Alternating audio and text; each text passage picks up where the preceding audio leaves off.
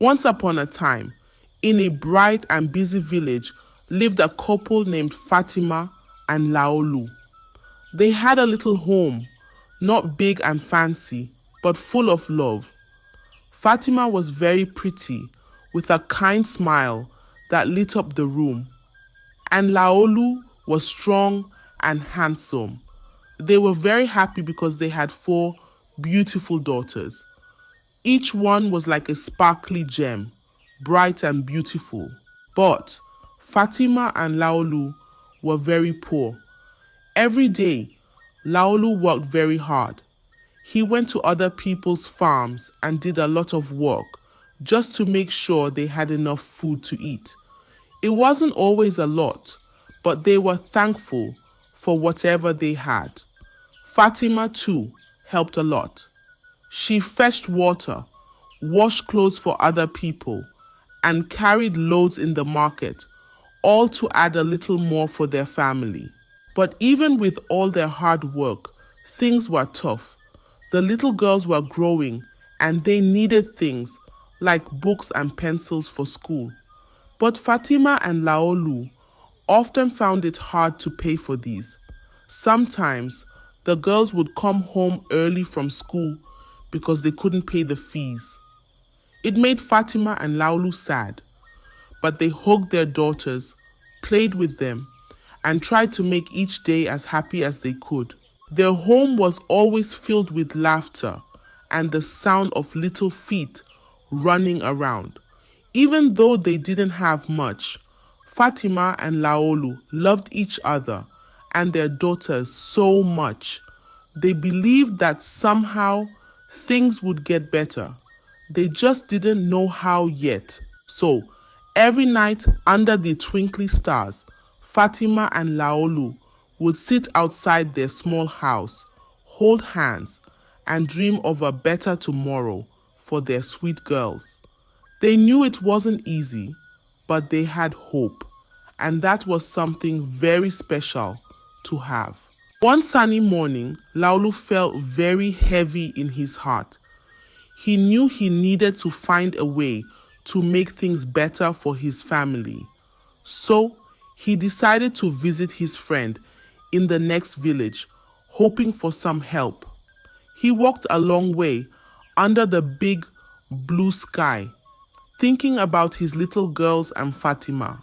When Laulu reached his friend's house, he was welcomed with a warm smile. Laulu told his friend about the tough times they were having. He asked, "Can you help me with some money?" His friend listened carefully and then said, "Laulu, I won't just give you fish. I'll show you how to catch them so you won't be hungry again." Laulu didn't understand at first, but he nodded, hoping for some good news. His friend took him to see an old man called the herbalist who lived deep in the forest. The herbalist's house was odd, covered in strange marks, and surrounded by weird plants. Laolu felt a shiver as he stepped inside. The air was thick with the smell of herbs and something else Laolu couldn't quite name. The herbalist listened to Laolu's story, his eyes twinkling in a strange way. Then he said, "I can help you become very rich, but it comes with a price." Laolu was eager to know more. "What do I need to do?" he asked. The herbalist looked at him seriously and said, "You must use your children in the ritual. They won't die, but they will suffer." Laolu was shocked and horrified. He couldn't believe what he was hearing. "I can't do that," he said. "I want the money to make my children's lives better, not to harm them. I'd rather leave than to do this to my own daughters." But then, the herbalist said something scary. "Now that your eyes have seen, and your ears have heard, if you walk away, you won't make it home." Scared and desperate, Laolu felt trapped. He thought about the little house, the unpaid school fees, and the empty pot of beer time. With a heavy heart, Laolu agreed to the herbalist's bargain deal, hoping somehow the greedy man would be founded. The herbalist didn't work hard and instructed him to listen to his children's stories. He went to the herbalist's house with a small,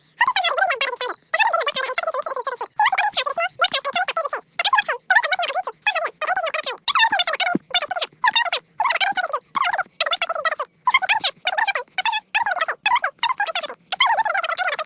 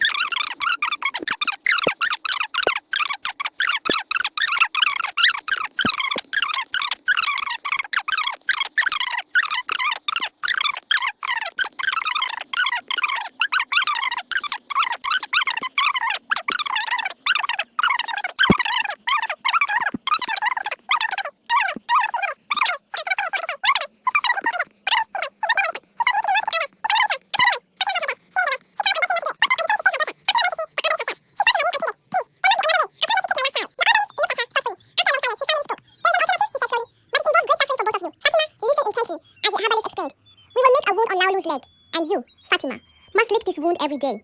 As long as you do this, your wealth will remain. But if you ever tell anyone about this, you will die. Fatima felt a deep chill run through her. The thought of licking a wound was repulsive. But the idea of losing her master was unbearable. She looked at Laolu. He nodded reluctantly. They both knew they had no other choice. The next day, the herbalist made a wound on Laolu's leg. It was deep and painful, and Laolu winced in agony. Fatima stilled herself and began to lick the wound, tears streaming down her face. She did this every day, and as promised, their wealth continued to grow. The man in black returned more frequently, bringing sacks of money. The family was richer than ever, but Fatima and Laolu knew that their wealth was built on a terrible secret. Fatima endured the daily ritual, her heart heavy with sorrow and revulsion. She did it for her children, hoping to protect them from further harm. Though they lived in luxury, the shadow of their deeds hung over them. Fatima and Laolu were bound together by their secret, each day a painful reminder of the price they had paid for their wealth. As time went on, Fatima and Laolu's house looked more and more like a treasure chest. Every corner sparkled with new, fancy things. But even with all the shiny riches, a shadow of sadness filled the air. It felt like even though they had everything, they really had nothing at all. Every morning, Fatima had to do something very hard. She had to lick a never-healing wound on Laolu's leg. It was a scary task, and each time she did it, she felt sicker and sadder. Her bright eyes weren't sparkling anymore, and her skin didn't feel warm. Even after many baths, a yucky smell stuck to her, a smell that came from the darkness of the wound. The people in the village started whispering about Fatima. When she walked by, they would say, "Something's wrong with Fatima." The kids, who used to run up to her with big smiles, now stayed far away, making faces because of the bad smell. Fatima was really lonely. Her friends stopped coming by to chat. Laolu felt very sad too. He saw how sick Fatima was getting, and it hurt him because he knew it was all because of the choices he had made. Their house became a sad place. The air felt heavy, and it was hard to breathe. Fatima's task made her feel worse every day, and she missed the happy times. Their daughters were scared and confused. At night, they would whisper to each other, "What's happening to Mama?" They didn't understand why their mother was changing, why she looked so tired and sad. As Fatima got sicker, the village started to keep away from them more and more. They had a lot of money now, but it felt like they were trapped in a golden cage, cut off from everyone else. The bad smell and the secrets were too much for the people around them. Fatima knew things were really bad. She and Laolu felt stuck, unable to fix what was going wrong. Every day, when she went to help Laolu with his wound, she wasn't just sad about the pain. She was sad for all the happy days that seemed gone forever. As time went on, Fatima just kept getting sicker, and everyone in the village started to notice. There was a bad smell that followed her everywhere, and people couldn't stop talking about it. It was clear something very wrong was happening in their once happy home. One sunny morning, the village elders, who looked very worried, gathered under the big tree in the middle of the village. They had been watching Fatima get worse and felt they had to do something about it because the family's sudden riches seemed to make things even stranger. The oldest and wisest elder, a sharp-eyed old man, stood up and said firmly, "We can't just watch one of our own suffer like this. We need to find out what's really going on." Everyone around nodded, feeling scared, but knowing it was the right thing to do. With brave steps, the elders went to Laolu and Fatima's house. They went to Laolu and demanded that he take Fatima to a healer. Laolu, looking tired and sad, tried to tell the elders it was just a sickness that would pass. But the chief elder wasn't fooled. "We need to see what's causing this, Laolu. Tell us the truth. Now is the time," he demanded. But Laolu refused at first, fearing their secret would be revealed. But the villagers insisted. They sent strong men to Laolu's house to take Fatima to the healer by force if needed. The men arrived and found Fatima very weak and sick. They gently took her to the middle of the village where the healer waited. Laolu tried to stop them, but they tied him up to keep him from interfering. At the healer's place, the villagers gathered around, eager to learn the truth about Fatima's illness. The healer began her rituals, chanting and waving her hands over Fatima and Laolu. She looked at them with piercing eyes and said, "Tell us what you have done. The truth must come out." Laolu and Fatima were scared. They tried to stay silent, but the healer insisted. "The truth will set you free," he said. Laolu and Fatima were terrified, but they knew they could not hide anymore. Laolu took a deep breath and confessed, "I used our daughters for rituals," he said, his voice trembling. "The herbalist told me to do it, and I agreed.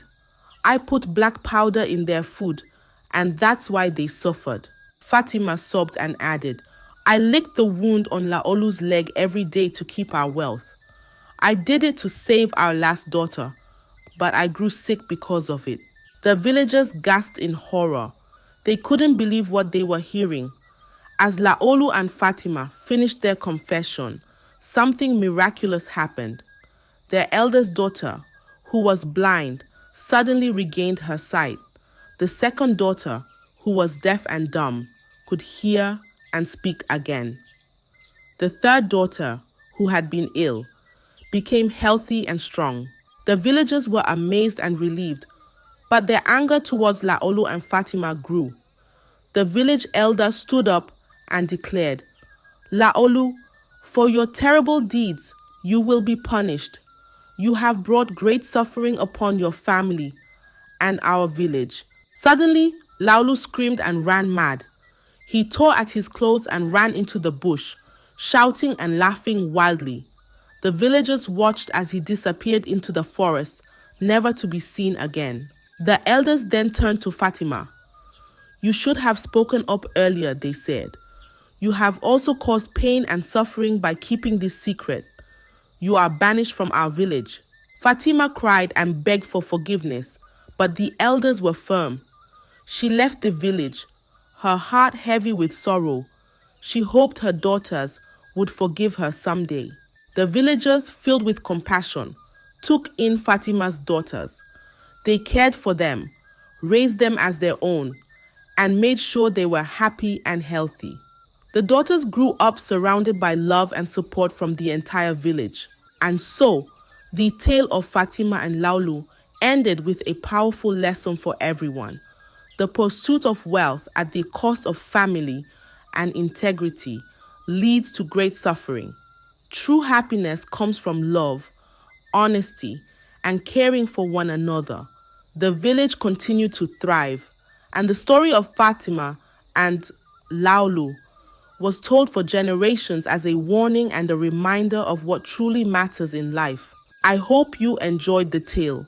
If so, please like the video, share it with your family and friends, comment on it, and don't forget to subscribe to the channel and turn on the notification bell for more enchanting tales like this one. Goodbye.